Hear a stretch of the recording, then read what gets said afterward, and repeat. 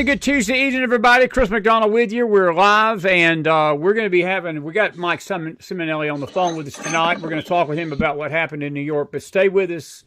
Right after we talk with Mike, we're going to have updated coverage and breaking coverage. It's a very dangerous nocturnal situation developing tonight across the country from Michigan all the way down to Texas. We've got the second major tornado outbreak of the year. It's very weird what's going on in the atmosphere here early March, and so stick around for that. But always good to see my dear buddy Mike Simonelli on the phone with me tonight, and such a good guy, and we appreciate him, former New York police officer. And Mike's good to have you as always, and I tell you, man, New York City's no city like it in the world, but boy, I tell you what, you get some wild stuff going on up there. We Southerners, we tip our hat to you. We're like, hey, man, this is far out, dude. This is far out, you know. Thank you. Great to be with you, Chris. It's been a while. So Happy New Year. Thank you very much for having me on. I've already told my son, who's in the military, does security type work. I was like, if you hear somebody yelling Allahu Akbar, you put that red dot on the forehead and pull the trigger. Yeah, absolutely, man. Mike, the reason we brought you on tonight, we do want to ask you what happened. I mean, a lot of people saw the video of the guy basically just carry a bomb in his hand and try to detonate and run away from it. And the police, thank God, caught it before it happened. But we found out that this guy's ISIS. Is that right? I'm understanding that that he had ISIS ties, correct? Yeah, they said he went to training in Istanbul, Turkey for a few months and pledged allegiance to ISIS. Not too surprising. And you know what? They're well educated, come from families that have money. I think the Afghan family has a $2 million house in Pennsylvania, and then the Turkish one is like a $650,000 house. So these are not poor people coming over here and taking out their anger. It's the ideological belief of radical Islam that we're going to conquer America and Israel, and they're here to give it their best shot. Mike, you know, you mentioned that. It's so crazy because isn't that not what we heard for years and years, that we're so hateful here on the right that we don't want illegals coming over, but we're just hindering people from having a better way of life over here, and they're coming from poor countries, and, right. You know, they're starving to death. And no, they're not starving to death. They're coming to destroy our country, and they're getting close to doing it, brother, because we don't have anybody standing up to it. And, you know, no offense, but the new mayor of New York City, I think he was almost siding with the bomber, wasn't he? Oh, he's a terrorist sympathizer. He said, you know, they were just out for a nice evening stroll in New York, and it just happened that explosions happened. I mean, the way him and the mainstream media, who are nothing but propagandist puppets for the progressives. Yeah, it's like these kids just happened to be there, and you know, it was the evil white supremacists who were holding the rally, and they forced them to do this. It's unreal. It's just unreal. Yeah. You know, you have served the city. Have you ever been concerned for your city as you are tonight, as the future of it with law enforcement? Because it just seems that you know, it's not getting any better, and I just don't see anything on the horizon right now of any effort to really put the police back where they need to be, and that's enforcing the law. And look, Mike, if you got a lawless city, man, people are going to die. But it also does something to the police. The police get their morale gets so low that they just give up. Are you seeing something close to that? Well, the police, they'll never give up, because that's just the character of people that want to be police officers. They're not doing it for the likes, for the money. They're doing it because it's in their heart to do good and go after evil. Now, you just a couple of weeks ago had people pelting the cops with snowballs when they responded to a snowball fight in a big park. And the mayor ridiculed the police chief because she wanted charges brought against these guys, because some cops actually ended up in the hospital. You get hit hard in the face with snowballs and ice, yeah, that's going to cause some damage. And the mayor just said, oh, just looks like a snowball fight to me. And that just there showed how the cops' hands are tied, that they didn't even make arrests at the scene or start using some elevated physical force against these people. They just ran away. And the mayor showed why, because he doesn't have their back. Now, you look at there's pictures of the two cops chasing after these terrorists that just lobbed the bombs. One of them's the chief. The black officer, he's a 2-star chief. And you see him hopping over, I think, a fence and capturing one, and then a sergeant getting the other. So it's just what's in their blood. God bless them. I have to do a caveat. I was only a city cop for 6 months, even though I am from Brooklyn, raised and everything. I moved out to the Long Island Police Force. Okay. I did respond to 9/11 as a soldier. So it has always been in the back of my mind, the terror threat in New York. And even as a Long Island cop, I've pulled over and arrested somebody who was like a sleeper terrorist that they came and took away. So you just never know what you're going to find. Mike, I'm glad you brought the sleeper situation up.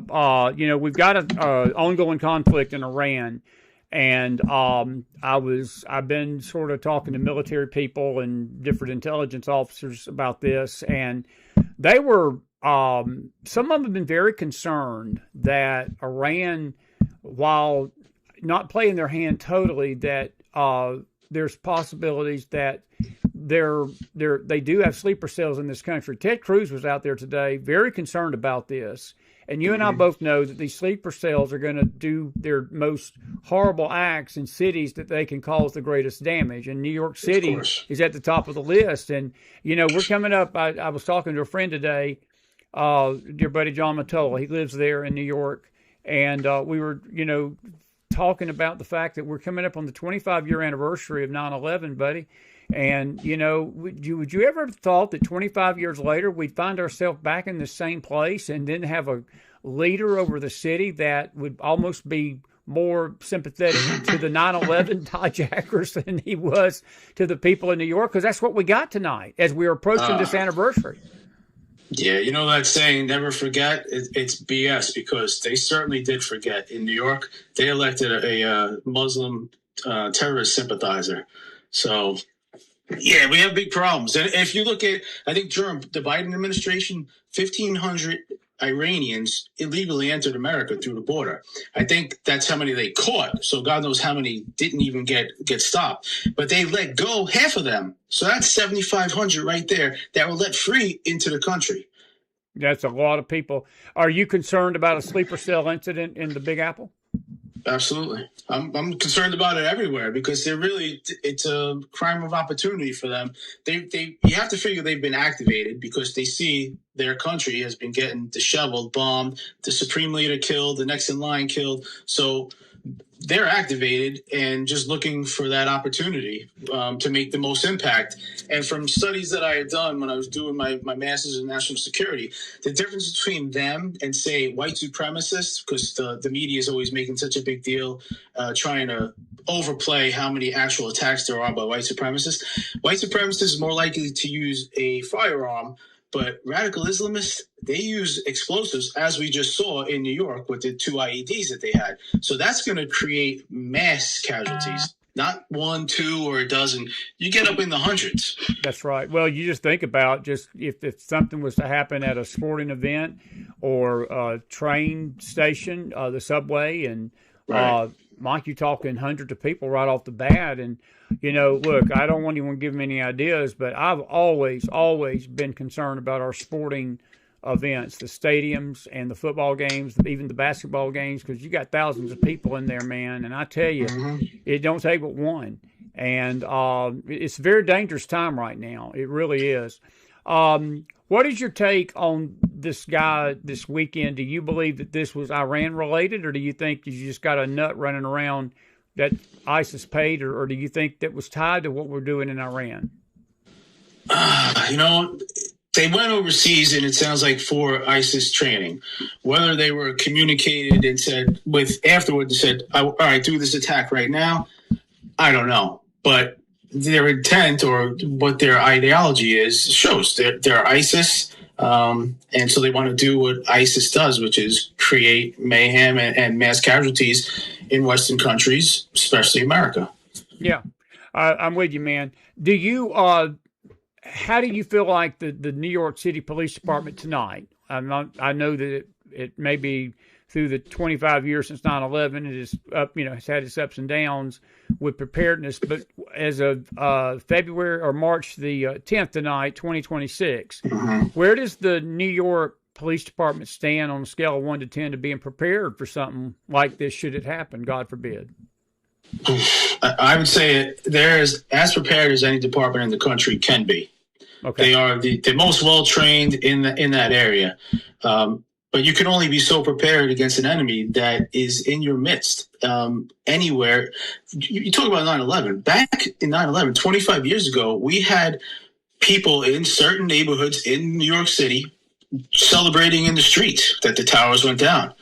I remember that. Think of how many more radical Muslims have infiltrated our country since then, or been radicalized through social media or through their local mosques. Mike, that number is probably unknown to me and you, but I guarantee it's a large number. And in relation to the population, it would probably scare us what percentage of people are feeling that very thing tonight, wouldn't it? 100%. Yeah. Let me put it to you in terms that maybe people could understand a little better. It's because, like I was saying, with the white supremacists, they're always talking about. So if you look at the population, America, about say it's 340 million. Back when I did the study, and whites make up about 76%. If you take out the Hispanics, it's 60%. Well, during the 10 years from 2008 to 2018, there was 16 white supremacist attacks, killing 31 and injuring 36 people. There was also 4 failed and 16 foiled attacks by federal agents and police. During that same time, there was 30 attacks by radical Islamists, killing 109 and injuring 478, with another 61 plots that were foiled and failed. But now the Muslims are only 1.1% of our population, which is about 3.5 million, 1/60th of the population. If you corrected for population and said that if you made the Muslims have the same population as whites, that would come out to 180 attacks every year. So that's like every 2 days would be an attack, and every day would be a failed or foiled attack. That is incredible. Those numbers are mind-boggling. Let me ask you this. This is an opinion question. I just want to make it clear. Me and Mike are entitled to our opinion about this. Sure. Do you believe that there is anything such as a moderate Muslim, or do you think that all of it is under the guise of jihadism? I've got a dear friend. He's a historian. And I asked him that question one time because he studied these movements through the years and studied Islam through the years and its activities. And he said, Chris, the only difference between a moderate Muslim and a jihadist is the jihadists believe they're going to take America down tonight. The moderate believes it's going to take it down in the future. And, right. I tend to agree with that. And with that question in mind, have you seen an Islamization of New York City on steroids since Mandami's taken power? Or what are you seeing up there in relation to that in the city? Well, I think if you look at the protests, you see them going through the streets with the Palestinian flags. That's something you would never seen back in the day when I was growing up in the city. So in that regard, yeah. But that's not just New York City. That's across the country. Across the country, Mike, yeah. But the crazy thing is that they're not all Muslims. I think maybe half of them are crazy liberals. We got a bunch of them, brother. We got a bunch of them, don't we? 100%. So, but no, I don't believe you can be you can be a peaceful Muslim, but that's just because that's your nature and you're not personally looking to get into the fight. But the religion, it is not the religion of peace. It is the religion of suicide bombers, virgins waiting for you at the end, honor killings. Everything is about control of women, of the population, of people that are not Islamic. So it's to submit. They want their people to submit to Islam, and they want everybody else to then submit to Islam as well. Very well said. Very well said. Do you know of any active threats tonight ongoing that they've given an alert to law enforcement to look out for? Is this thing this weekend shaking them up enough to maybe up the alert, or do you see things just as normal as they were before all this happened? I think everybody's probably on a heightened alert just with the whole Iran war going on. That would naturally put most security agencies, people on a higher alert, understanding that, yeah, you're probably going to have some kind of sleeper cells or some kind of retribution, or even just crazy people, even liberals that are, totally bought into the stuff that you see in the news and wanting to take advantage of it. Yeah. Do you believe that the country understands quite the scope of what's going on with Iran right now, but not just Iran, Mike, but just the threats to our law enforcement agencies? And we do faith here on this network, and there was one night we just stopped and we prayed for all the police officers, because I was sharing with them, the pressure that these officers are under, and it's always been immense. This time we're in is just added steroids and fuel to the fire. But is it fair to say that the police force in our nation is under the greatest duress and greatest pressure it's ever been under, probably in many a decade? I think that just continues to be. You talked about morale before. Morale as in a profession-wide, it is down. It's just amazing to me that people still, volunteer and go to police academies and go on to the job, because the public, half of the public doesn't have your back. The other half does, but that they're the silent majority who are silent. They don't go to legislative meetings. They don't go to protest. They go about their life, their job, take care of their family. And they don't come out and give the vocal support to counter the hatred that is spewed at law enforcement. So it's kind of disheartening. And you realize that the politicians are not going to have your back, because they know who's going to be coming after them. It's not going to be the Republicans or conservatives that are making noise, calling their office, going to their office. So it's a pretty tough profession to be in these days. It is, man. That's why we have so much respect for folks like you and others and your dear friend. I do want to ask you a political question. Who do you see emerging on the Republican side to make any kind of dent in this blue control of the Big Apple? And I know that, we've talked about this a million times before in the past, that New York itself, if you get out in the rural areas of the state, and I've been in those, I've driven through those places, they're very conservative. People are just down to earth people, just like they are down south. Y'all just got a different accent than we do, but that's why we like. I told John Matola, I said, John, you're the northern version of me, and I'm the southern version of you. Because we Southerners, we talk the same sarcastic way. We just offer you a glass of tea with our sarcasm, and sit on the porch with you. Tea. Yeah, and but do you see any voice, any person emerging? I was shocked, honestly, when Elise Stefanik dropped out of the governor's race. I was a little disappointed. I felt she was a possibly bright light and maybe was going to hold Hochul back, but that was a sort of a jolt to the system. Is there anybody that you see on the horizon that's going to rise from the ashes, so to speak? Well, we have Bruce Blakeman. He's the adjoining county to me, their county exec, who's going to give it a shot against Hochul. I don't know what kind of a chance he has, given that Zeldin couldn't pull it off, and Zeldin was a combat veteran. That's very true. And had just an amazing resume, and he was out there hitting the ground really hard. It's really tough to break through. The city is really what it is. It's just New York City. Yeah. Yeah. Were you shocked at the number of Jewish people that got behind Mandami? I wish I could be shocked, but I realize how stupid so many people are. So, no, I wasn't shocked. Okay. And to be honest,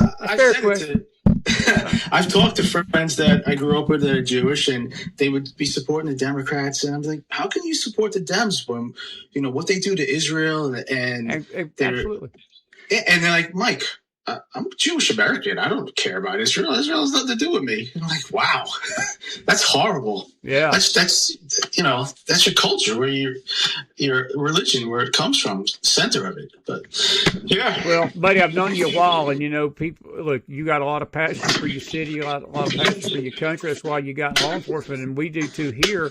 And look, it's discouraging sometimes to see the attitudes of the normal American voter out there, that they really, like that friend of yours, they just don't. I don't know if it's just a fog on their heart or darkness in their heart, or they just don't see it. Maybe they don't want to see it. But Mike, we've got a very dangerous situation in this nation right now, and there are enemies to our democracy and our republic that want to see America taken down, and they're not enemies overseas. They're enemies in our backyard, and that makes it even scarier to me, doesn't it? You? Oh, absolutely. We let them in. Either they came through the back door and we let them stay, or we welcome them through the front door because we have bleeding hearts, at high levels of the government. Well, that's the truth there. That is absolutely the truth there. Well, listen, buddy, I'm not going to keep you much longer. I just wanted to get you on and get your take on this ISIS bombing. Do you believe there's going to be more like that coming up? I mean, I know it's probably an easy question. I wouldn't. If I was putting money on it, I would bet that we're going to see a little bit more of this right now. But even with this Iran, without the Iran situation, I've always been concerned of these kind of events happening in New York City. Sadly, I'd say yes. I mean, look, it was earlier this month. Still, just 10 days ago, there was a radical Islam shooting in Austin where the guy said, Allah, I represent Allah, or whatever, and he killed 3 before he was gunned down by heroic cops who responded within a minute. So, yeah, I believe there will be another attack. Hopefully it's a failed one or a foiled one, but it's just a numbers game. There has to be more. By the way, speaking of that situation in Austin, did you hear the fact that those police officers were under the law of Austin, the city law ordinance? They had to automatically go before a grand jury to justify the killing of that man. Did you hear that? I did. Actually, that was a Soros-appointed DA who made that policy. So it wasn't really Austin law. It was just his personal office policy. Are we headed to that in other cities? Honestly, I'm surprised every Democrat city with a Soros DA doesn't already have that. That's sort of shocking to me. That really ticked me off, to be honest with you. We've not talked a lot about it on the show, but that, to me, that DA needs to be recalled immediately. Not that Austin, Texas is going to do it, because Austin is bluer than my hat tonight. So exactly. Mm-hmm. So that's how it goes. Well, buddy, listen, you keep yourself safe up there. I hope to see you. And we're going to get you back on. And it's always a pleasure. And wanted to get your take on this Thursday night. And I know it's late, but thank you for being with me. And we'll see you soon, my pleasure. Always great to talk to you, Chris. Mike, you too, buddy. You're a patriot. Dear friend. God bless, friend. See you now. God bless, brother. All right. Take care. Mike Simonelli, everybody. And such a good guy. And I am so grateful for him and other law enforcement agencies. And we hope you enjoy that little short discussion with him. And he's our go-to guy in New York, as well as others, John Mottola, and others that we love up there and appreciate you guys. And as I said, we Southerners, we love you Yankees, contrary to rumors. Not all the Yankees love us Southerners, but we love everybody down here in the South. And I'll leave him myself. Put some fire in that house. Put some fire in that house for Mike Simonelli. He is such a good guy. And anyway, very, very dangerous stuff. And good to see everybody. Now, it's good to see all the folks in the house tonight. In our news side, we're going to turn the story over to weather tonight. We're going to listen in just for a few minutes to max velocity. And I've got a couple of images I want to show you tonight. This is a dangerous, absolutely dangerous tornado outbreak. And it's taken place in regions that are actually, I'm actually going to do this. I'm going to just pull up a map here, if you'll let me, of the Storm Prediction Center tonight. Because we've got a unusual pattern tonight, being so early in the season. I know it's springtime. Spring is not even actually officially began. It will begin on the 21st of this month, which is just a few weeks away. But there is, I want to just take a few of these maps and show them to you tonight. And then we're going to look at the website too. In fact, I may just do that instead of trying to get the image and look at this with you tonight. If you'll let me just go over here just for a second. And your screen's going to go black just for a minute. And then I'm going to put this in there. This is the Severe Storms Forecast Center website. And you can see the map tonight. And I'm going to bring my camera in with you tonight. I want to talk about this. If you're living in anywhere from Southwest Michigan all the way down to Texas, every single one of those red boxes tonight are tornado watches. A tornado watch means that conditions are favorable for severe thunderstorms and tornadoes, very large hail. Some of this hail has reached 4 inches in diameter. That's baseball size tonight. That can kill you if it hits you. There have been damaging thunderstorm wind gusts up to 80, almost 90 miles an hour. There have been at least 1 or 2 long-tracked, what we call supercell tornadoes, strong to intense tornadoes. And you can see the forecast tonight from the Severe Storms Prediction Center. They says a scattered to numerous severe thunderstorms are expected tonight, which makes this even more dangerous. You're not going to be able to see it. You got to listen for the sound of it. And if you get a warning, and you live in these areas, and I know we've got a lot of folks that live in these areas that listen to this show, you need to be seeking shelter immediately. You need to have a plan. If the weather is not in your area, areas to the east, and I'll get my whiteboard out tonight on the map just to illustrate this. And look, this is the main area that's having the storms right now. We're going to sort of zoom in on a few of these areas, but if you're in the eastern side of this, Northwest Ohio, central Indiana, Illinois, these storms are generally moving in this direction. Arkansas later tonight. I've read some of the weather reports, and this threat is actually going to go into the morning, probably till around 4 a.m., but the next 3 hours to 1 is going to be a time that the storms are still going to be very intense. I know most of you don't do weather lingo. Some of you do. There's a lot of instability in the air tonight. There's a lot of wind shear. There's a jet stream that is coming across this region, and it is the craziest thing. I think Peoria, Illinois, let me bring this line down. I'm going to try to do this in white so you can see it better maybe, because all the colors there. But Peoria, Illinois, and then Chicago's up here. Peoria's where that line is right there. The temperature in Chicago, Illinois tonight is 39. The temperature in Peoria, which is less than 100 miles to the south, 77 degrees right now. So there's a frontal area of warm, very moist and stable air in this area of the country, and it's really elongated along this line here. And that's adding to the wind shear. It's adding to instability. It's like taking a match and throwing it on gasoline in the atmosphere tonight. We have had several, at least 5 or 6, long-track tornadoes already that have stayed on the ground for hours and has caused a lot of damage. We've not gotten any word of any deaths tonight. When you see this down here, the moderate, slight, and these categories, there's only 5 categories of severe weather. You've got marginal, slight, enhanced, moderate, and high. They issue a high risk of severe weather maybe once or twice a year, if that. It's very, very rare.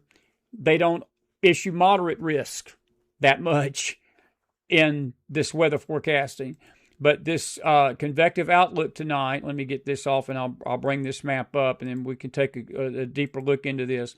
This area of the country right here in that dark red, and that's northern Illinois into northwestern Indiana. I got a cousin that lives there. And then this orange shading, they have increased that area tonight that goes, look at this, look at the absolute length of this, folks. This is a 3 out of 5 severe weather threat that really goes from Michigan all the way down the Mississippi River to the Gulf Coast tonight. And then there's a greater area around this that is a slight risk. And you say, well, this is nighttime. Why is the weather so intense?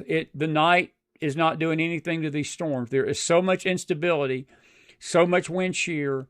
You've got such a temperature contrast. You're talking a 40-degree difference from 39 to 77 almost in a matter of 100 miles right up here. And that's where most of the most intense storms are going on right now.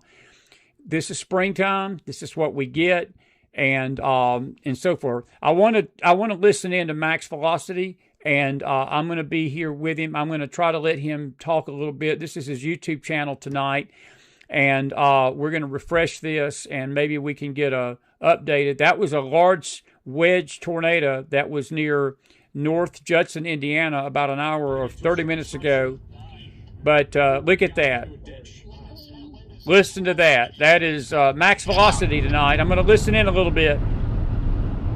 Oh, he's saying it's probably down. This is 100% down. That is a huge tornado. I'm telling you, that is huge. Keeping Connor bottom middle. Riley has an update. Go ahead, Riley. Hey, Max, looking at radar here, we can see where the tornado is on reflectivity. I want to switch over to velocity real quick. This tornado is so strong, the velocity values in the middle are folding. That means basically the radar can't figure out how strong that is.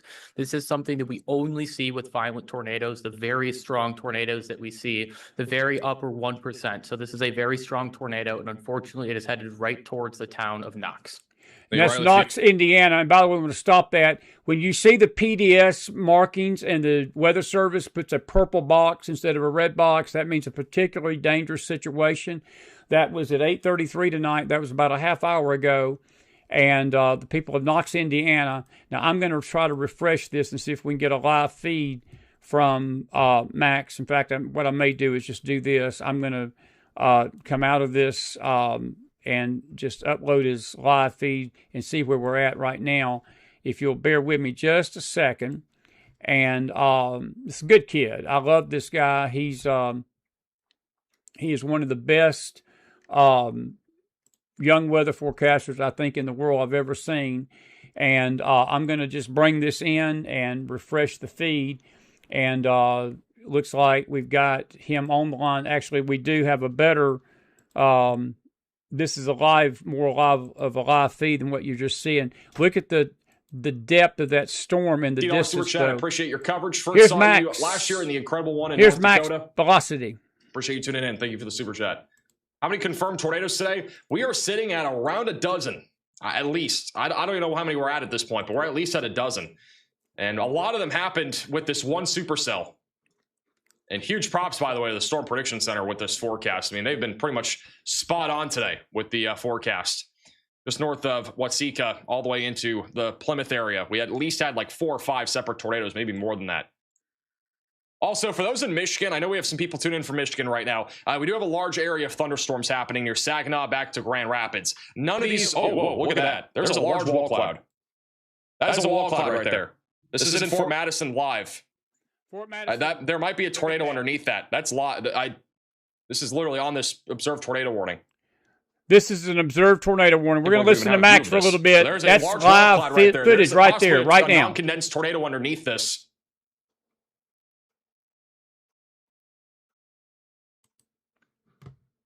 This is going again towards Fort Madison, Iowa. You're at Fort Madison. You need to be in your safe place. We have a rotating wall cloud. This is from the Marina camera on the virtual rail fan. And again, if a tornado does drop, it definitely could be strong. I haven't seen any power flashes yet, so it's impossible to really tell for sure if it's on the ground, but we have to assume it is. And let me just say this, we're going to let Max take it there. The tornado warnings have dropped. If there is a tornado right now, it's going to be over Donaldson. Donaldson, Iowa. You folks in Iowa, Eastern Iowa tonight, you need to be taking shelter. And again, this whole area, this is the same area right through here that we're most concerned about. We do have a couple of pictures I want to show you. I think we got a video. This is in Kankakee, Illinois, earlier tonight. This storm did some major damage. I'm very concerned there were deaths with this one. This was one of the storms that stayed on the ground nearly 90 minutes. On the ground solid. Roll the tape. Well, we can't see it. I don't know why these videos do this to me. Sometimes they cut the feed. I'm going to try this again. let's do it this way. Let's try this one more time. And let's refresh that and see if it'll come up. And it's not going to come up. All right, so instead of me dropping the feed, we'll just keep on going like this. Videos we have a hard time with those videos. But we did take a shot of the radar image of this, and I'll just show you what we're talking about tonight, and then we're going to get back on some other things. That's out of Kansas City, Oklahoma City, Dallas-Fort Worth, Chicago, Illinois, just south of you, Kankakee, Illinois, Northwest Indiana. That includes you in Fort Wayne. That includes you in the Northwest section up near Notre Dame, in that area up in there. And you folks in Southwest Michigan, where y'all had a deadly tornado hit just a few days ago in the season's first outbreak, you've got another long night ahead. I would be very alert, and I don't talk about the weather a lot here on the show, but we are concerned about it tonight. We're going to have Anthony Cavalucci with us, hopefully this week or next, to talk. We were going to have him on early before all this stuff started happening to talk about the spring storm season, but it's getting started early. And I will say a couple of things about this tonight. This area of the country usually, tornado season runs probably between March and early June for most parts of the country. Down here in the south, let me bring this up here. Down here in the south, where my white areas, we usually get the storms in March, February. We've had tornado outbreaks in February and sometimes even January. Really from November to May is when this part of the country gets the worst of the weather. The Carolinas, the Mid-Atlantic. And then the area usually migrates to the north. In other words, come April and May, the focus tends to be right through here in the Mississippi Valley.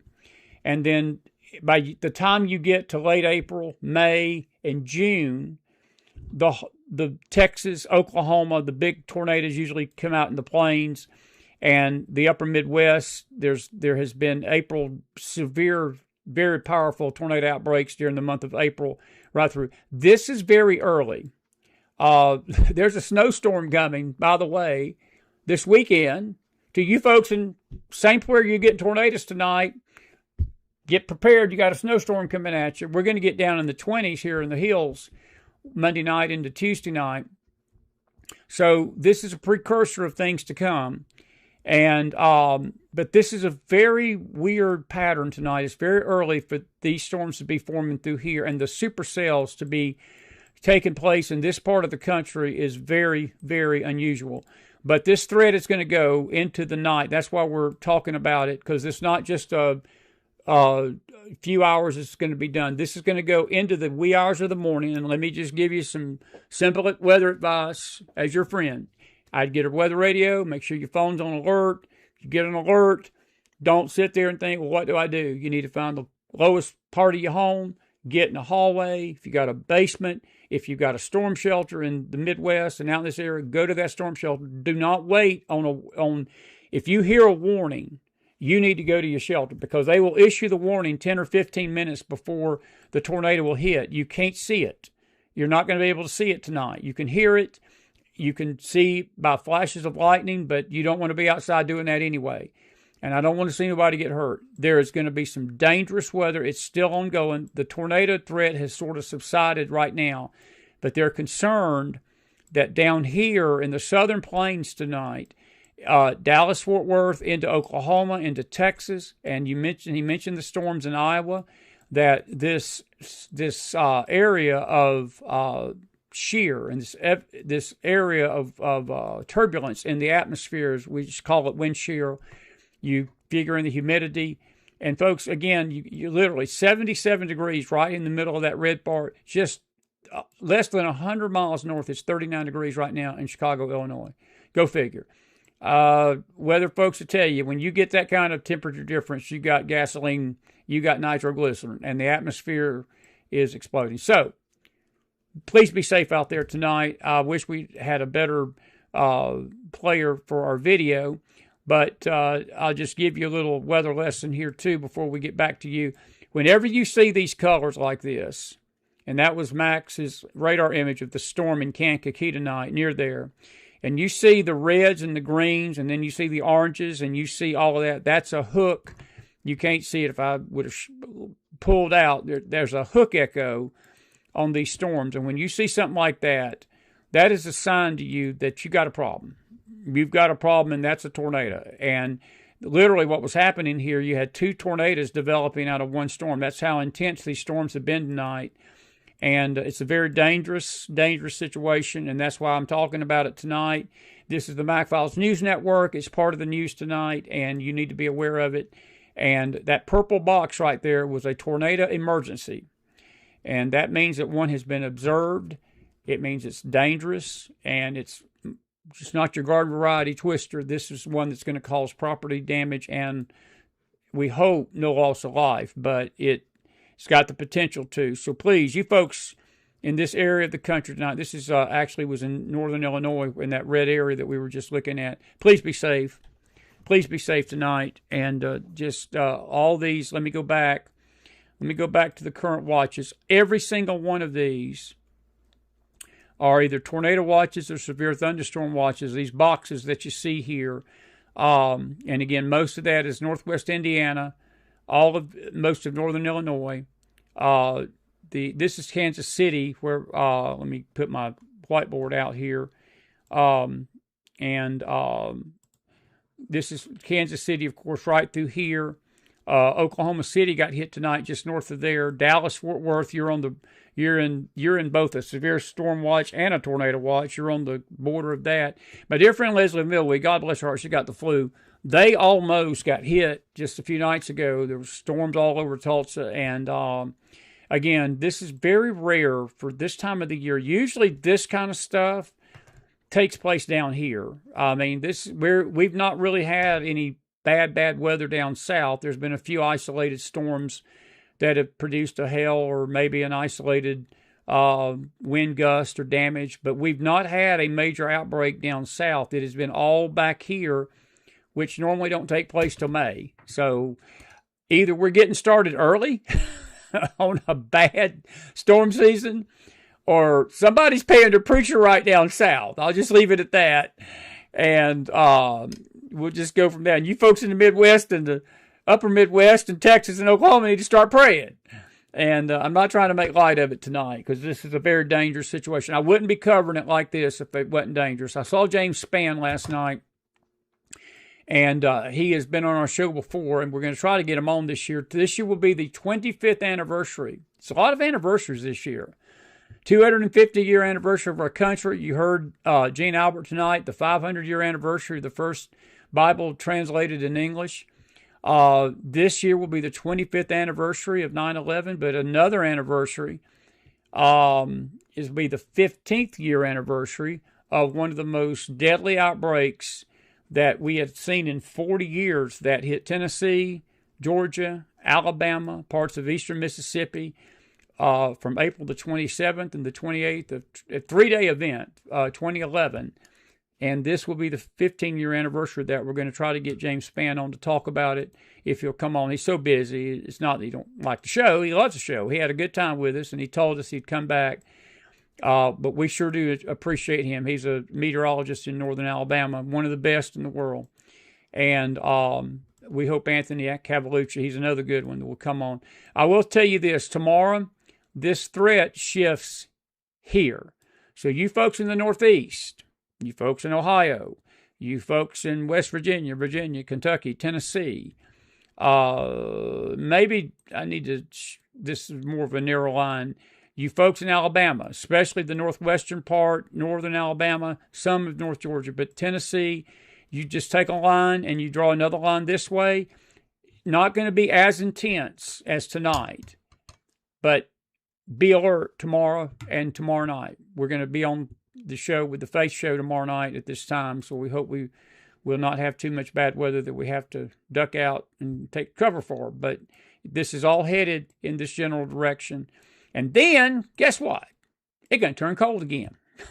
I told Kathy over the weekend, I said, it always turns cold right before Easter. And I said, we're middle of March and Easter's a few weeks away. And I said, this may be our last cold snap. And then we may get another one right at Easter. It's inevitable every year. So that's what's going on tonight. And, we'll keep you posted if we need to come back on. But we hope that you will take cover and be safe. Please be safe. Yes, Teresa, thank you. They went through Wichita, Kansas. That is absolutely true, and thank you. And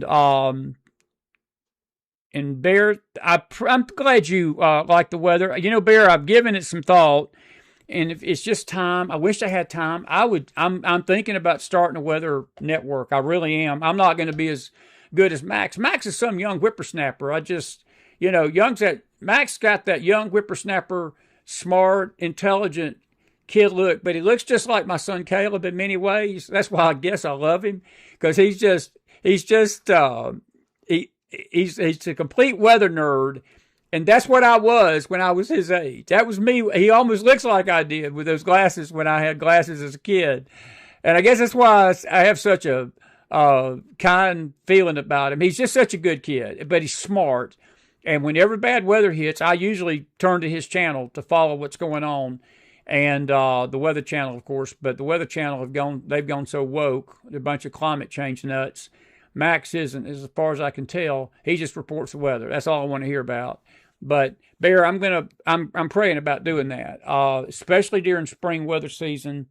It's Spann. Speaking of James Spann, he's actually started an Alabama weather network. You folks in Alabama, when bad weather hits your state, they've got a statewide network now that covers all the counties. And we've been giving thought to that because I've always been a weather person. If the Lord wouldn't have called me to preach and teach, that's what I'd be doing. Should have been doing, be honest with you. And I've always wanted to do it.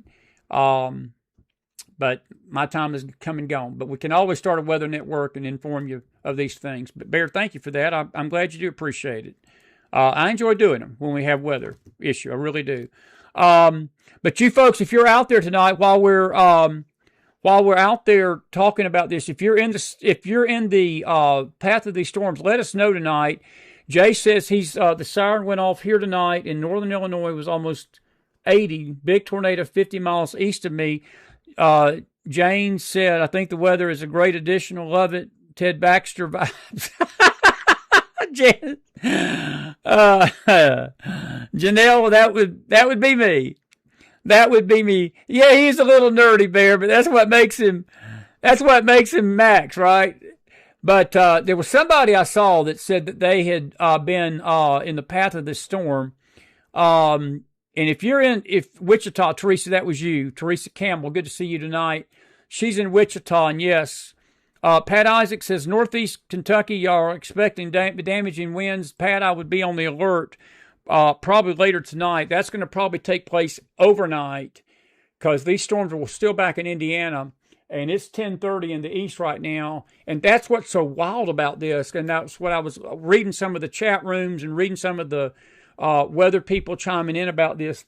These storms, usually at night, you lose the heating of the day and you don't have as intense storms at night as you do during the afternoon. This is not that kind of situation tonight. These storms are feeding on some unusually warm and moist, unstable air coming out of the Gulf. And for you to have this long of an area of the country that's under the gun, and that red box, as I said, they don't issue that probably maybe 5 times a year. And you'll get a high risk area maybe once in a blue moon, once in a million years. But we're in a level 4 tonight alert up in northern Illinois. But if you've had bad weather in your area, let us know tonight. We'll take your comments and questions, and we've got a lot more to talk about. If anybody else is under the gun, let me know. We'll mention you. I would say that you folks in the Ohio area tonight, northern Ohio, Toledo, southwest Michigan, and Carol, I know you and Ken are in Michigan. I think y'all more in eastern Michigan, Detroit, but I would be keeping a weather eye to the sky later on tonight because these storms are going to last, they say, till around 4 o'clock. There's going to be a lull in it tomorrow, afternoon. And then this same exact scenario, a cold front's about to swing through, and we're going to have an explosive situation. I was reading the National Weather Service tonight, and I'll just read this. I'll read it off the weather app we use, Radar Scope, and their discussion was very intriguing. They basically said that tomorrow's outlook is uncertain right now. They think it possibly could be even worse than they're predicting it. And I don't know if you can see that or not. Yeah, you can see that. That is the areas, those areas that are circled in white are likely tornado areas. That's the highest risk of tornadoes tomorrow. And you can see that that covers northeast Kentucky, southeast Ohio, western Pennsylvania, West Virginia. But look down to the south there, Louisiana, Mississippi, Arkansas, East Texas. But this whole area of green, when you take that off and you put the categorical line, you've got a yellow area tomorrow that's going to go north to south again. But what they're saying is that there is a possibility that if there is enough heating and enough wind shear, and they're not so sure it ain't going to be the same dynamics tomorrow as it is tonight, it's just going to shift east. So you folks that are east of this, you need to be this weather alert tomorrow. No need to panic. No need to fear. We're not trying to scare you. We're trying to prepare you. And but this is why we do weather. I have to say this about weather people. They're probably the most unappreciated people in the country. If they get a forecast wrong, they get hung out to dry. But I know a lot of weather people, and they truly, when I worked with a newspaper years ago in Georgia, I knew most of the weather people at the weather office in Tallahassee, and I know Anthony Cavalucci here at our weather office, and I've talked to Anthony, and he literally sweats it out when he's given a forecast. He does not want to over panic the public, but he says, there's times that I wished I would have been more alert and more urgent in my voice toward the public about these storms, because people don't take them seriously, and they don't. And again, it's not a fear thing and all this stuff I hear, well, you're making people scared. No, we're not trying to scare you. We're trying to prepare you. I never will forget, I had a news editor. The manager of the paper got mad because we ran, there was a week in Georgia that we had like tornado threats 3 of the 5 days of the week. And he walked out and he asked her, he said, why are we running so much weather? And she looked at him, and I was amening her when she said it. She said, well, would you rather us not report it and get blown off the map by a tornado? And he said, good point. So he walked back in his office and never complained again. They are in a very tough place.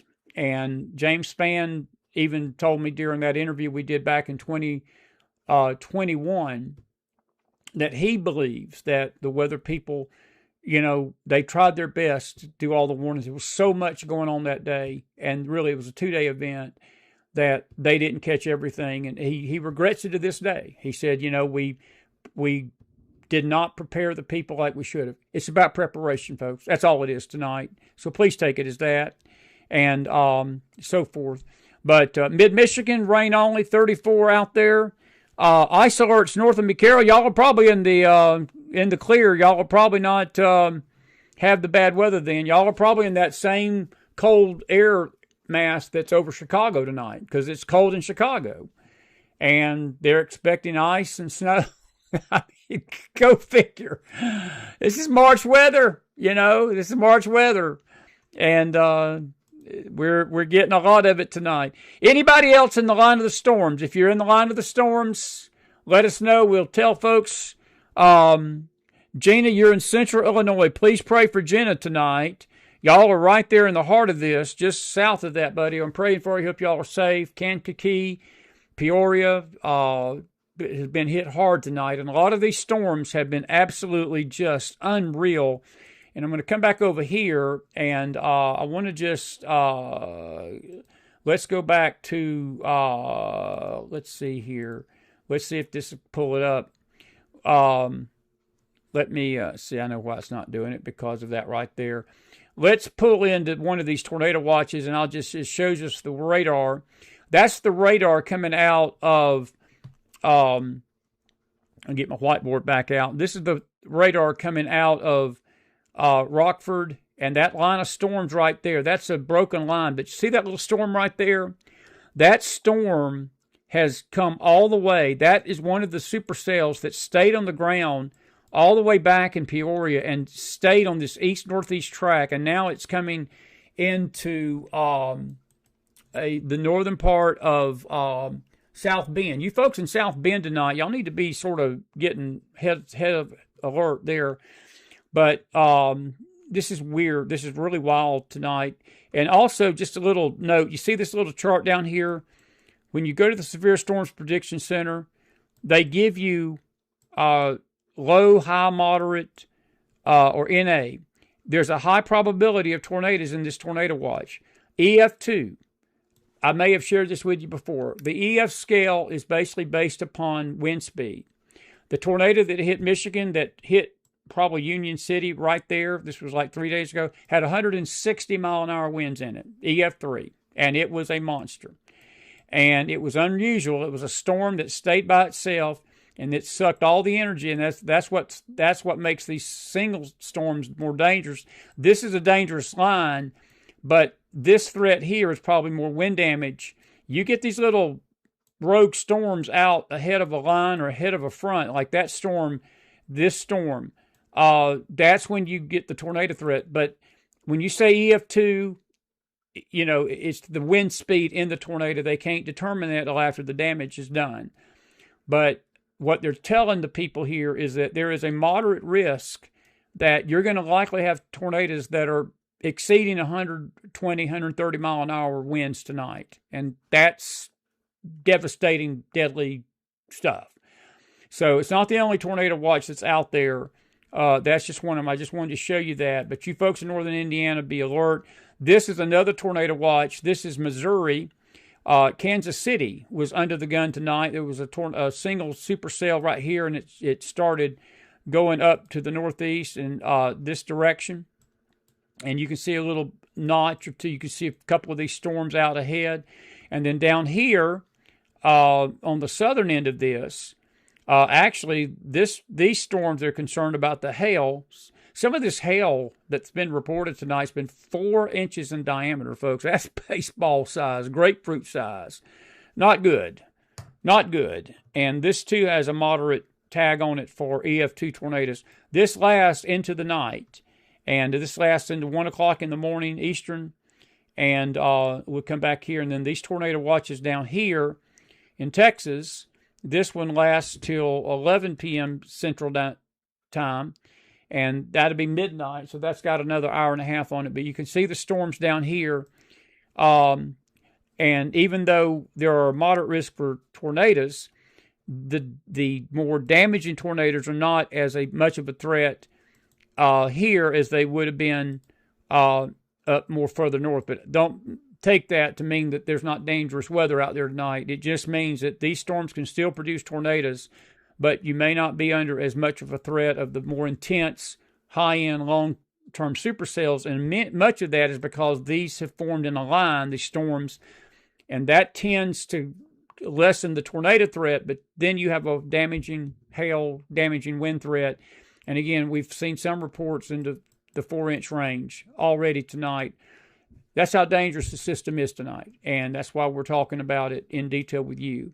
And these tornado watches go all the way up. And you can see the high hail threat here, whereas the tornado risk is not as bad as maybe up north, but you still can get damage, folks. And hail can kill people, and wind can kill people. Lightning can kill. I've seen the lightning in these storms. It's unreal, the lightning. So please, if you're from Texas all the way up to Michigan tonight, if you're in this part of the country, you need to be alert.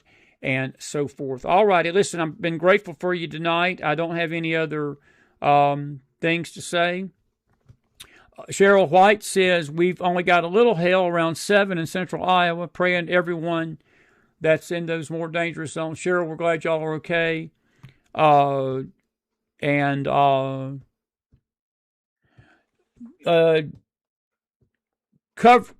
Grover Jean, I hope I called your name right. He said it just went by Coons Lake, Indiana. That is right. That is right where that storm was that we just showed you, buddy. I hope you guys are safe. Thank you for the update. Any damage, let me know. Janelle said her sister in Kansas City, she's golf ball size hell right now. Yeah, Kansas City is getting rocked right now. Let's go back to that screen, and I'm going to just do this since we'll take the boxes off and go to the watch, and then let's look at Kansas City right there. Let's look at the warnings. There is severe thunderstorm warnings right there, Janelle, in Kansas City right now. So that's probably what the storms that are happening. Those are the storms that are probably producing that golf ball size hail with your sister there. And if y'all look just north of there, we got tornado warnings in the very northeast part of Kansas City. That's in Kirksville, Quincy, Illinois. You folks in Burlington, Illinois need to be taking shelter right now. You've got Springfield over here, but southeast Iowa and the extreme northern county in the northeast part of Missouri you are all undergoing. These storms are they've been usually tracking east tonight, but there's been some that have been going northeast.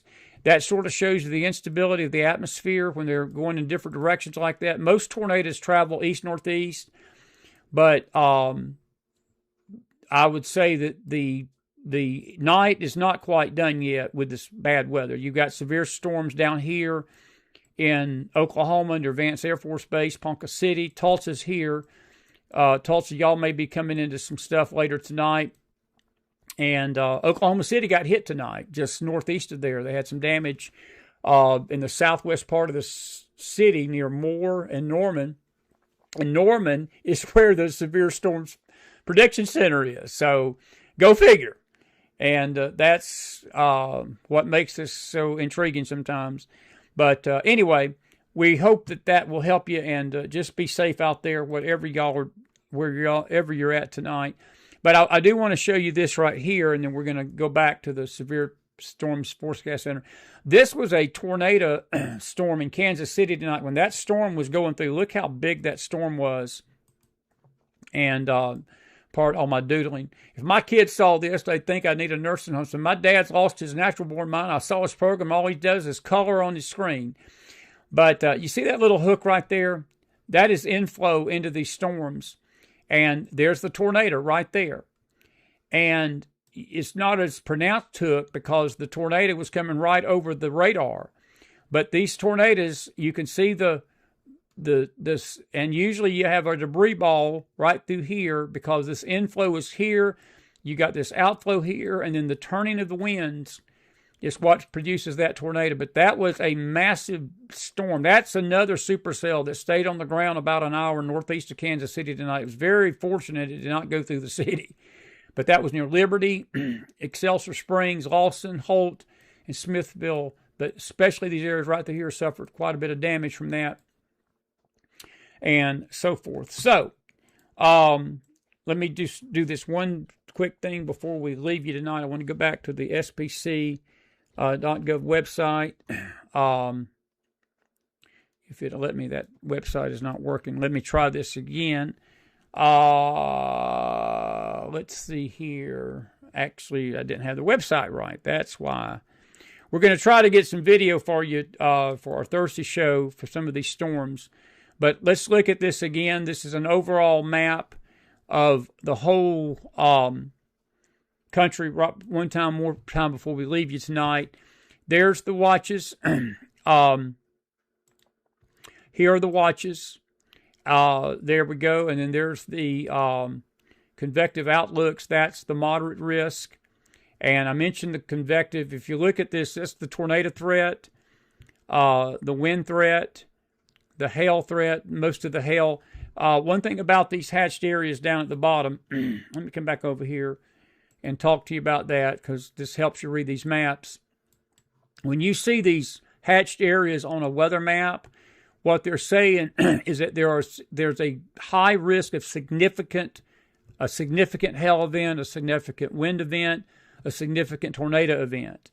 And when you get these charts, like right here, this whole area, even the slight risk area, they've got it hatched that the percent of 2, and then the intensity of the storms. And when you start seeing these lines like this, that's not a good thing, because that means that's a chance of intense tornadoes in that area, and that's what we've seen tonight.